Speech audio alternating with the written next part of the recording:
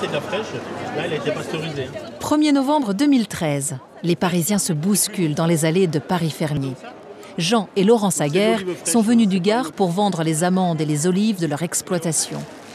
Tous deux arpentent salons et foires depuis qu'ils ont choisi de transformer leur production. Au début de notre installation, on avait un système de commercialisation qui était totalement différent. On passait par l'intermédiaire de la vente en gros de coopératives. Mais au bout de 4 ans, on s'est rendu compte que c'était invivable, que si on continuait dans ce système-là, on allait mourir. Donc on a fait le choix d'essayer d'y apporter une part de valeur ajoutée et qui nous revienne directement. Un mois plus tard, nous retrouvons Laurence et Jean au pied du mont Bouquet dans leur verger en pleine cueillette d'olives. Depuis le début des années 2000, ils ont diversifié leur production d'amandes en plantant 5 hectares d'oliviers. À l'époque, Laurence ne travaillait pas sur l'exploitation, mais comme préparatrice en pharmacie. Pendant longtemps, c'est elle qui a fait bouillir la marmite. Mais il faut remonter à 1995 pour mieux comprendre le parcours chaotique du couple. Ils sont alsaciens, de Mulhouse plus précisément. Jean travaille avec son frère comme paysagiste. Et ce sont quelques jours de vacances cette année-là qui font tout basculer. Tout simplement après un accident de travail, quelques jours de repos, de vacances dans le pays. Et on découvre ici un verger d'arbres qu'on ne connaissait pas. Et c'est avéré que c'était des amandes. Et là, on s'est dit, pourquoi pas faire de l'amande ? Laurence et Jean ne se posent pas longtemps la question. Quelques mois plus tard, ils sont de retour avec 4 valises, un petit appartement location, un travail à la pharmacie du bourg pour Laurence et un verger de 3 hectares totalement en friche qu'ils ont acheté.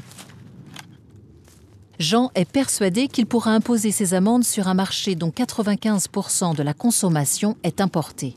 Ça a été vraiment un challenge au départ, de se lancer dans la culture de l'amandier, d'essayer de perdurer et d'essayer de faire quelque chose avec l'amande. Mais le projet de Jean est contrarié en 1998 par une chute vertigineuse du cours de l'amande, fragilisant l'économie de l'exploitation.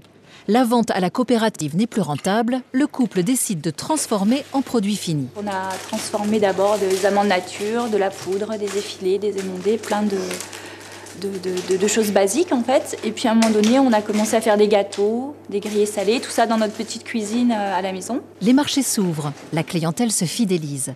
L'avenir paraît plus serein et Laurence s'installe officiellement. Mais après des difficultés de trésorerie survenues en 2007, un nouveau partenaire financier apporte le ballon d'oxygène nécessaire pour reprendre pied.